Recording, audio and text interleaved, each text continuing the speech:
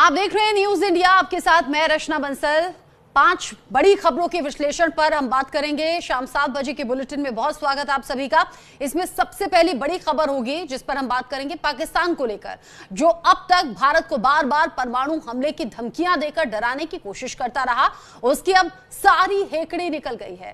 ताजा बयान में पाकिस्तान के प्रधानमंत्री शहबाज शरीफ ने खुद ही मान लिया है कि भारत के साथ परमाणु टकराव की कोई संभावना नहीं है। यह वही पाकिस्तान है जो कि हाल ही में हुए भारत के ऑपरेशन सिंदूर के दौरान बार बार अपनी न्यूक्लियर ताकत की धौंस दिखा रहा था। अब जब भारत ने जवाब में पाकिस्तान के कब्जे वाले पीओके कश्मीर तक जाकर आतंकी ठिकानों पर हमला कर दिया, तो उसको एहसास हो गया कि अब गीदड़ भभकी से कुछ होगा नहीं। दूसरी जो बड़ी खबर है, इसमें हम बात करेंगे अमेरिका और ईरान की, जो अभी आमने सामने है। अमेरिकी राष्ट्रपति डोनाल्ड ट्रंप को ईरान ने सरेआम मारने की धमकी दे दी है। ईरान के supreme leader Ayatollah Ali Khamenei के सीनियर सलाहकार जवाद लारिजानी ने ईरानी टीवी पर ऐसा बयान दिया जो कि किसी बॉलीवुड स्क्रिप्ट से कम नहीं। उन्होंने कहा कि ट्रंप अब मारे लागो फ्लोरिडा में अपने लग्जरी घर में भी धूप नहीं सेक सकते। ऐसा क्यों भला? उन्होंने कहा क्योंकि उनके पेट पर सीधे ड्रोन से हमला होगा। लोग अभी से लेकर तरह तरह के कमेंट कर रहे हैं, बात कर रहे हैं कि डोनाल्ड ट्रंप को मारने की सीधे तौर पर धमकी दे दी है ईरान ने। तीसरी जो बड़ी खबर है, इसमें बात करेंगे यूएनएससी को लेकर, जहां पर संयुक्त राष्ट्र सुरक्षा परिषद की इस महीने की अध्यक्षता कर रहे पाकिस्तान ने अपने कार्यकाल के अंतिम चरण में एक बड़ा कूटनीतिक कदम उठाने की योजना बनाई है। 22 जुलाई को एक खुली बहस का आयोजन ये करेगा, जिसका विषय होगा विश्व में लंबित विवादों का शांतिपूर्ण समाधान। इस बहस के अंत में पाकिस्तान एक प्रस्ताव पेश करेगा जिसमें कि सदस्य देशों से संयुक्त राष्ट्र चार्टर के अध्याय 6 के तहत तब उपलब्ध शांतिपूर्ण विवाद समाधान तंत्रों का पूरी तरह से उपयोग करने की अपील की जाएगी। हालांकि इस पहल के पीछे का असल उद्देश्य जम्मू कश्मीर मुद्दे को अंतर्राष्ट्रीय मंच पर उठाना है, लेकिन पाकिस्तान इस प्रस्ताव में कश्मीर का नाम लेने से बच सकता है। ऐसा करने पर प्रस्ताव के वीटो किए जाने की आशंका है, क्योंकि यूएनएससी के प्रस्तावों के पारित होने के लिए 9 सदस्यों के समर्थन के साथ साथ सभी 5 स्थायी सदस्यों की सहमति जरूरी होती है। आगे बढ़ेंगे चौथी बड़ी खबर, जो कि छांगुर बाबा से जुड़ी हुई है। उत्तर प्रदेश ही नहीं, देश भर में जलालुद्दीन उर्फ छांगुर बाबा का जिक्र है। छांगुर बाबा नाम ऐसा जिसको हर कोई अपनी चर्चा में ला रहा है, यानी कि जो सैकड़ों लोगों का धर्म परिवर्तित करा चुका है, अब ऐसा सच बन चुका है जिसने कि पूरे इलाके की नींद उड़ा दी है। एटीएस की गिरफ्त में ये बाबा हर रोज नए नए राज उगल रहा है। वहीं छांगुर बाबा, जिसकी कोठी अब मिट्टी में मिल चुकी है, लेकिन उसके असर के निशान आज भी अलग अलग इलाकों में दिखते हैं। न्यूज इंडिया की टीम जब उस कोठी तक पहुंची तो तस्वीरें हैरान करने वाली थी। छांगुर बाबा का रुतबा ऐसा था कि उसने खुद के लिए सड़क बनवा रखी थी, बिजली के पोल खुद के लगवाए हुए थे, और इस सड़क और इन बिजली के खंभों को वो अपनी ताकत के तौर पर दिखाता और दर्शाता था। इस पर भी डिटेल में बात होगी। 5वीं और बड़ी अहम खबर होगी जिसमें हम बात करेंगे बिहार की। बिहार में चुनाव की नहीं बल्कि आपराधिक ग्राफ की बात इस बुलेटिन में हम करने वाले हैं। बिहार में मर्डर पर मर्डर हो रहे हैं, लॉ एंड ऑर्डर एकदम फेल है। बिहार में खून खराबे की कहानियां थमने का नाम नहीं ले रही। एक मर्डर होता नहीं कि दूसरा सामने आ जाता है। हालात ये हो गए हैं कि कानून व्यवस्था पर एक के बाद एक कई प्रश्न हैं जो पूछे जा रहे हैं। लोग पूछ रहे हैं कि आखिर कब तक गोलियां चलती रहेंगी, कब तक लाशें गिरती रहेंगी, और कब तक हत्यारे बेखौफ घूमते रहेंगे।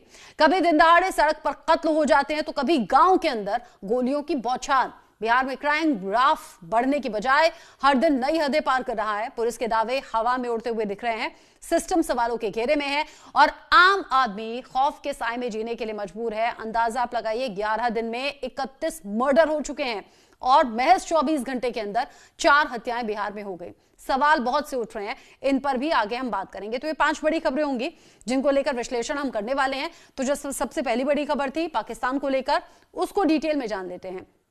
पाकिस्तान की न्यूक्लियर धमकी की सारी हेकड़ी आखिरकार ढेर हो गई है। जो पाकिस्तान अब तक परमाणु बम की गीदड़ भभकी देकर भारत को डराने धमकाने की कोशिश करता था, आज खुद उसके प्रधानमंत्री शहबाज शरीफ को कहना पड़ रहा है कि भारत से किसी परमाणु टकराव की कोई गुंजाइश नहीं है।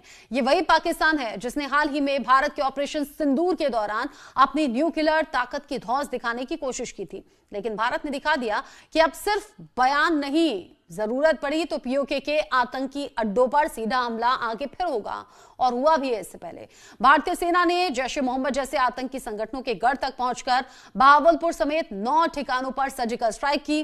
पाकिस्तान की हालत इतनी पतली हुई कि अब उसे दुनिया के सामने शांति और सुरक्षा की दुहाई देनी पड़ रही है।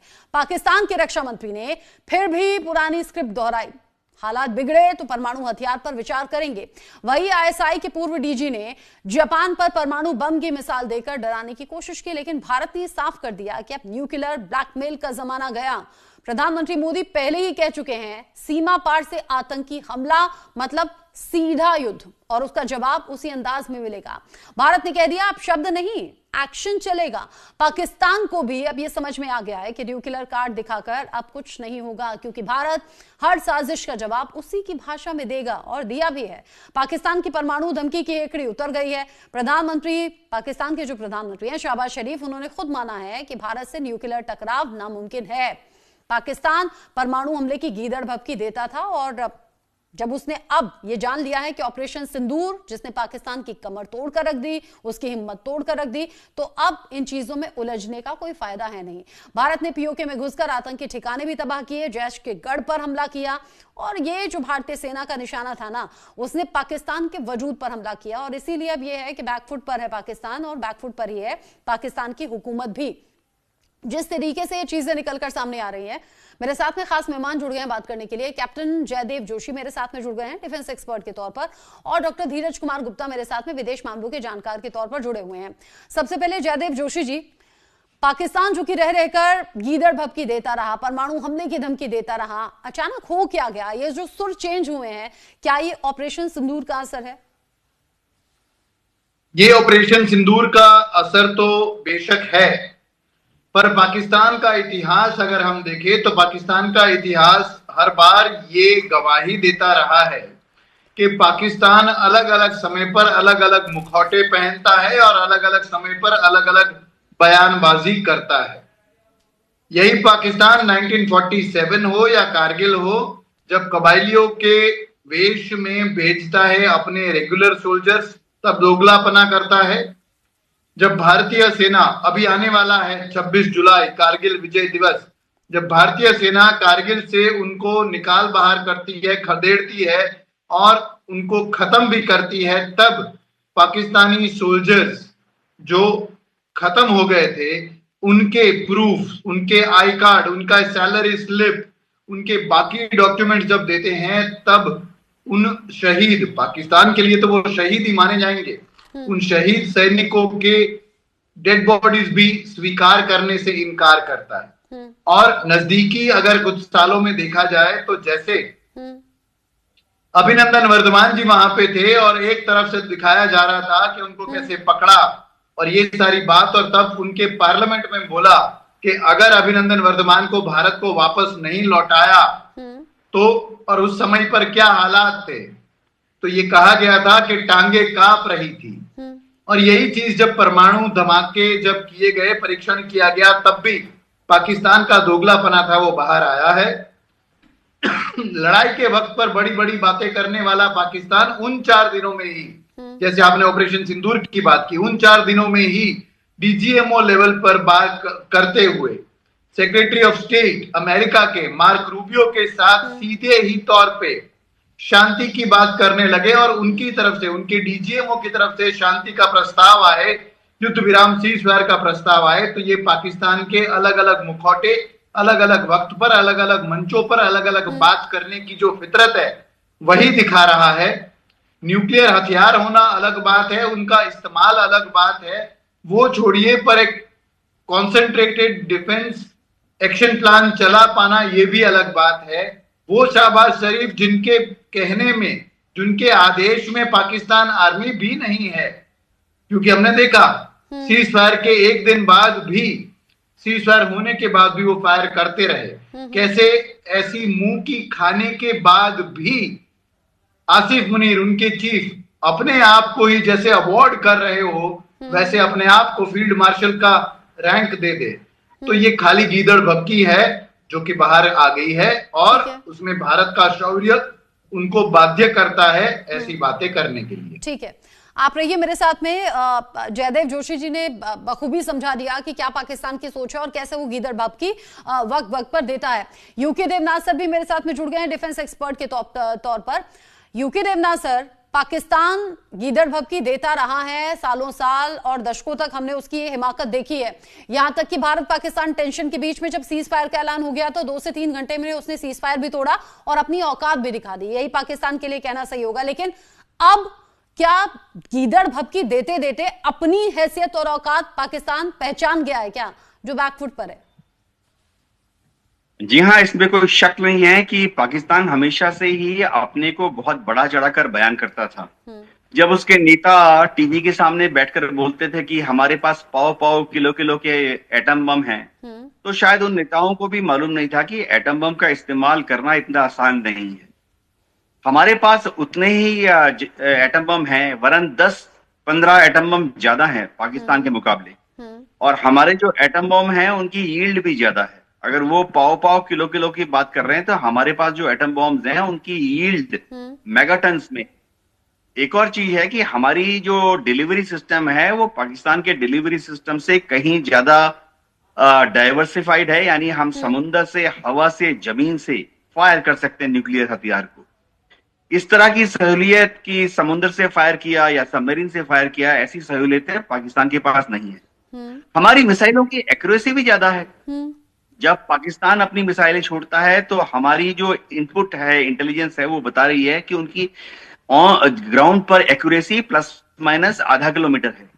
जबकि जब हम हमारी पृथ्वी को या अग्नि को छोड़ते हैं या हवाई जहाज से डिलीवर करते हैं तो सीईपी, सर्कुलर एरर प्रोबेबिलिटी, महज 10 मीटर है। तो पाकिस्तान को पता होना चाहिए कि अगर उन्होंने गलती से एक छोटा वाला पाव का हथियार हमारी तरफ फेंक दिया तो काउंटर स्ट्राइक में, यानी सेकंड स्ट्राइक में हम जो हमला करेंगे उससे तो पाकिस्तान को हम मिट्टी में मिला देंगे। अगले दिन सुबह पाकिस्तान में मिट्टी, धूल, रेत और राख होगी।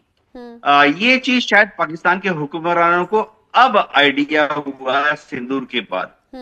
सिंदूर में उन्होंने देख लिया कि जब हमारी फौज तय कर लेती है कि हमने किसी भी न्यूक्लियर ठिकाने को या उसके आसपास हथियार फेंकने हैं तो हम कर सकते हैं, जो कि हमने सिंदूर के टाइम में दिखाया उनको कि चलो इस बार तो तुम्हारे न्यूक्लियर ठिकानों के आसपास हमने हमले किए हैं, अगली बार एग्जैक्टली तुम्हारे न्यूक्लियर जखीरे पर हमला करेंगे।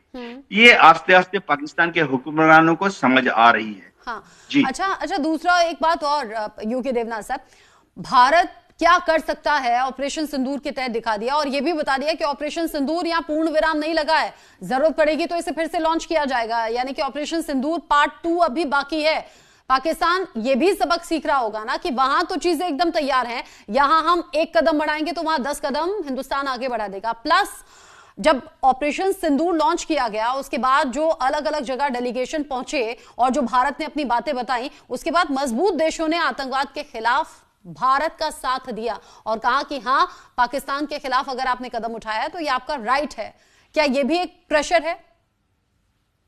इसमें कोई शक नहीं है कि दुनिया के सारे देशों से, ज्यादातर देशों से ही पाकिस्तान और आतंकवाद की निंदा की गई। इसके बाद पाकिस्तान की जो पॉलिटिकल लीडरशिप है और उनके जो राजनीतिज्ञ हैं, कूटनीतिज्ञ हैं, जैसे फॉरेन सर्विसेज ऑफिसर्स हैं, वो जरा बैकफुट पर हैं। इसमें भी कोई शक नहीं है कि अब पाकिस्तान को समझ नहीं आ रहा कि सिंदूर के दौरान उन्होंने जो इतनी प्रोपेगेंडा की थी, जिस प्रोपेगेंडा को अब आस्ते आस्ते पूरा दुनिया जान रही है कि वो फेक प्रोपेगेंडा थी, तो उससे कैसे बच निकली। आज पाकिस्तान के जनरल्स और एयर मार्शल्स, एडमिरल्स जब बाहर जाते हैं दूसरे देशों में तो उनसे पूछा जाता है, क्या साहब आपने तो फेक वीडियो बनाकर डाल दी थी कि हिंदुस्तान को इतना नुकसान पहुंचा, जबकि हिंदुस्तान को कोई नुकसान नहीं पहुंचा। तो इनके एडमिरल्स, इनके एयर मार्शल्स और इनके जनरल्स विदेशों में छुप छुप के मुंह छुपाते हुए घूम रहे हैं। जहां तक सिंदूर की बात है, मैं दर्शकों को बता दूं, सिंदूर अभी पूरी तरह से लागू है। हमारी जितनी एयर डिफेंस फोर्सेज हैं फुल्ली अलर्ट पे हैं। हमारी जितनी आक्रामक फोर्सेज हैं, यानी नेवी हो, एयरफोर्स हो या आर्मी हो, ऑफेंसिव एक्शन के लिए तैयार हैं। अगर पाकिस्तान ने गुस्ताखी की और भारत में कहीं पर किसी आतंकवादी गतिविधि को अंजाम देने की कोशिश की तो भारत की फौज, सरकार ने कह दिया है, भारत की फौज को हमने फ्री हैंड दे दिया। और हमारी एयरफोर्स महज 1 घंटे में, आर्मी महज 4 घंटे में और नेवी महज 12 घंटे में पाकिस्तान के जितने हमारे असाइन टारगेट हैं उन पर हमला कर देगी। पाकिस्तान को भी ये मालूम है कि हम उनके किन किन टारगेट्स पर हमला कर सकते हैं, और वो इसीलिए वो थोड़ा परमाणु हमले की धमकी दे, वो अगर शांति और स्थिरता की बात कर रहा है जयदेव जोशी जी, तो गले से उतर रहा है क्या? मतलब हजम करने लायक बात है क्या ये? बिल्कुल नहीं। पाकिस्तान शांति और स्थिरता की बात करे, इसको आप कैसे मान सकते हो? ये सवाल होता है हमको खुद को तब कि जब पाकिस्तान में खुद में शांति नहीं है, उधर खुद स्थिरता नहीं है। बाकी दुनिया में देशों के लिए ये कहा जाता है कि एक देश होता है और देश के पास अपनी आर्मी होती है। पाकिस्तान में ये उल्टा है। पाकिस्तान में आर्मी है और आर्मी डिसाइड करती है कि कौन कठपुतली सा उनका प्रधानमंत्री होगा। तो इन हालातों में यह कह पाना कि कोई भी स्थिरता पाकिस्तान में इंटरनली होगी, वो भी मानना एकदम ही ख्याली होगा। और वैसे ही यूएनएससी के अभी चेयर के ऊपर बैठा है पाकिस्तान, बट फिर भी ये सारी बातें जो है ये सुफियानी बातें हैं। पाकिस्तान का ट्रैक रिकॉर्ड ये नहीं रहा है और हर कोई ये जानता है। अमेरिका ने जब ओसामा बिन लादेन को पकड़ा तो वो एबोटाबाद के पास किसी बस्ती के घर में से, वो एबोटाबाद जहां पे उनकी मिलिट्री एकेडमी है, और ऐसे कई सारी चीजों में पाकिस्तान पनाह देता रहा है उन सारी ताकतों को जिन्होंने कहीं ना कहीं टेररिस्ट एक्टिविटीज करी हो। तो पाकिस्तान से शांति, स्थिरता और ऐसी बातें ये गले से नहीं उतर रही है। बिल्कुल ठीक कहा आपने। आप दोनों मेरे साथ में रहिएगा। एक और खबर है जिसकी चर्चा वैश्विक स्तर पर हो रही है, क्योंकि ईरान और इजरायल के बीच में